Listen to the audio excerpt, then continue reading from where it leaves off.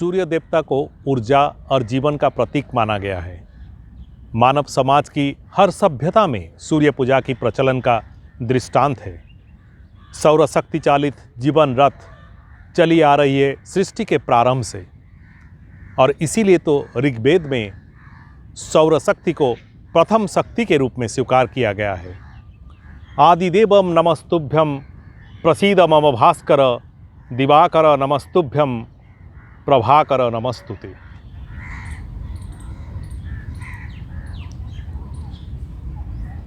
भविष्य पुराण, सांब पुराण और कपिल संहिता के अनुसार भगवान श्री कृष्ण के पुत्र सांब अपने पिता के शाप से कोढ़ रोगग्रस्त हो गए। नारद मुनि के परामर्श अनुसार चंद्रभागा नदी के तट पर जहाँ सूर्य की प्रथम किरण पड़ता है, वहीं सांब सूर्य के कठिन तपस्या में मग्न हो गए। माघ सप्तमी के दिन सूर्यदेव उनके तपस्या से संतुष्ट होकर उनको शाप मुक्त किए। चंद्रभागा नदी में सूर्यदेव को अर्घ्य प्रदान करते हुए सांब को एक पत्थर मिला। प्राप्त पत्थर को सूर्यदेव मानकर उसी जगह पर उन्होंने सूर्य पूजार्चना की व्यवस्था की। इतिहास का माने तो राजमाता कस्तूरी देवी इसी स्थान पर सूर्य उपासना करने के बाद गंगवंशी नरेश प्रथम नरसिंह देव का जन्म हुआ था। राजमाता के कहा मानकर नरसिंह देव ने अपने युद्ध विजय से प्राप्त धन संपदा लगाकर इसी अर्क क्षेत्र में एक भव्य मंदिर बनवाया।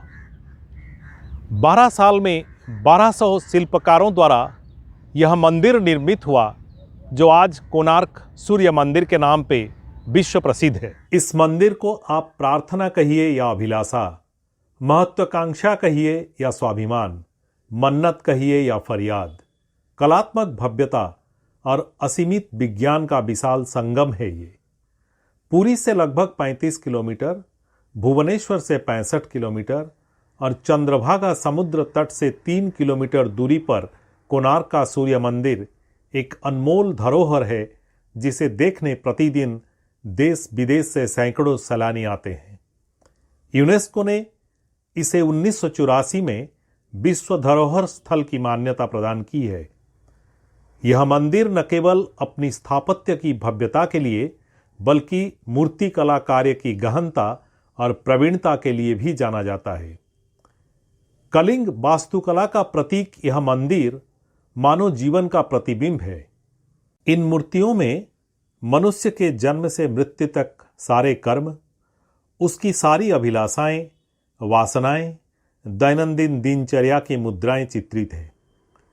इस मंदिर के दीवारों पर बाल अवस्था से लेकर वृद्धावस्था तक मनुष्यों के जीवन काल को बहुत ही सुंदरतापूर्वक शिल्प कृतियों में दर्शाया गया है। कोणार्क अपनी कामुक मुद्राओं वाली शिल्प कृतियों के लिए भी प्रसिद्ध है।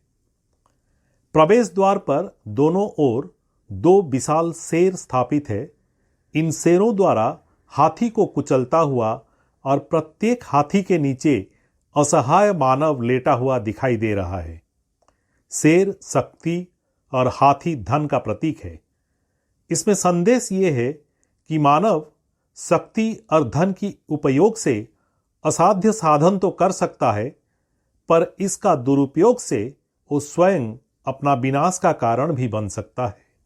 मंदिर के 3 दिशा में भगवान सूर्य की 3 मूर्तियां स्थापित है, जो अपनी भव्यता, उत्कृष्ट नक्काशी एवं जीवनादर्श के लिए दर्शकों को सदियों से आकर्षित करता है। हर एक मूर्ति एक एक अटूट पत्थर से तो बनी है, साथ ही इन मूर्तियों में सूर्योदय समय यानी मनुष्य की बचपन की स्फूर्ति, दोपहर यानी यौवन की ऊर्जा और सायंकाल यानी वृद्धावस्था की थकान जैसे भावों को दर्शाया गया है। अगर कोणार्क की स्थापत्य कला की बात करें तो यह पूरा निर्माण सूर्य की रथ के आकार में बना हुआ है, जिसमें 24 पहिए और 7 घोड़े लगे हुए हैं। उन्हें दिन के 24 घंटे और सप्ताह के 7 दिनों का प्रतीक माना जाता है। 24 चक्र हमारे समय चक्र को भी दर्शाते हैं। इसकी बनावट इस प्रकार की गई है कि इनके तीलियों पर पड़ने वाली छाया से हम दिन का समय बता सकते हैं। इस प्रकार यह धूप घड़ी की काम भी करते हैं। मंदिर का रंग काफी गहरा होने के साथ नाविकों के लिए ये एक प्रमुख मील का पत्थर हुआ करता था। इसीलिए इसे ब्लैक पैगोडा के नाम से भी जाना जाता है।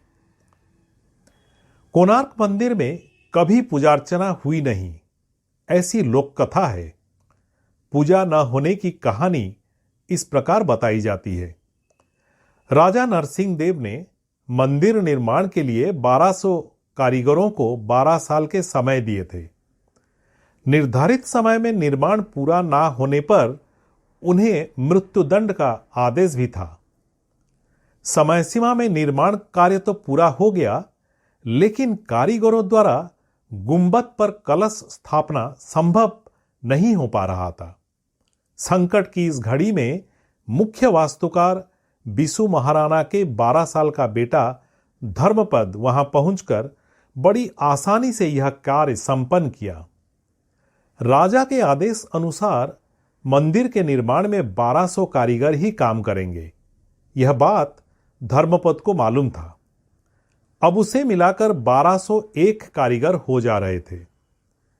सभी की जान बचाने के लिए उस बच्चे ने रात के अंधेरे में मंदिर के शिखर पर चढ़कर समुद्र में कूदकर अपनी जान दे दी।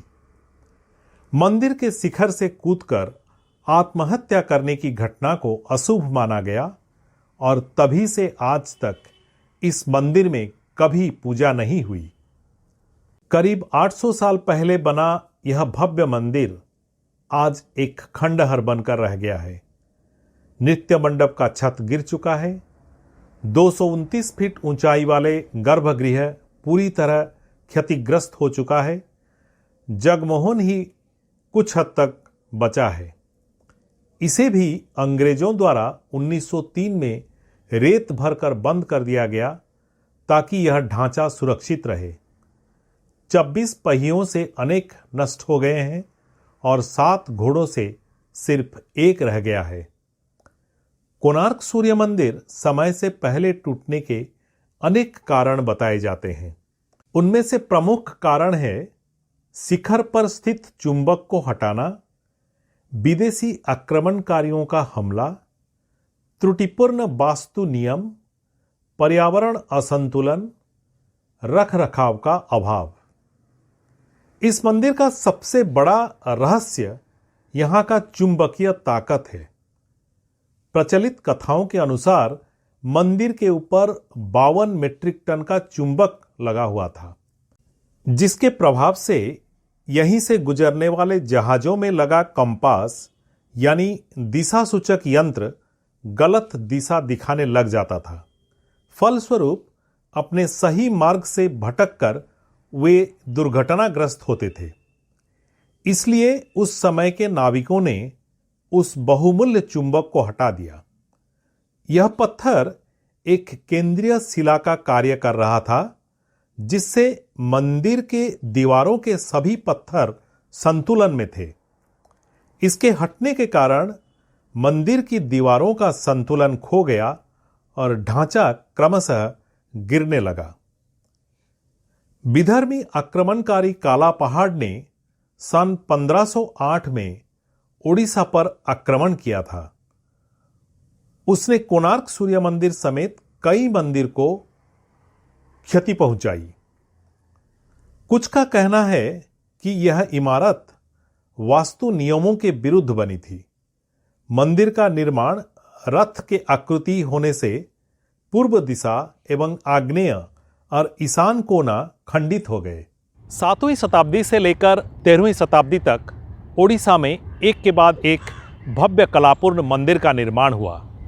एकाम्र क्षेत्र भुवनेश्वर, शंख क्षेत्र जगन्नाथपुरी और अर्क क्षेत्र कोणार्क में यह उत्कृष्ट कला और नक्काशी का साक्षी रूप खड़े अमूल्य धरोहर को स्वर्ण त्रिभुज के रूप में जाना जाता है। इन कलाकृतियों को देखने से लगता है मानो निर्जीव पत्थर यहाँ सजीव होकर अपनी कहानी बयां करता है।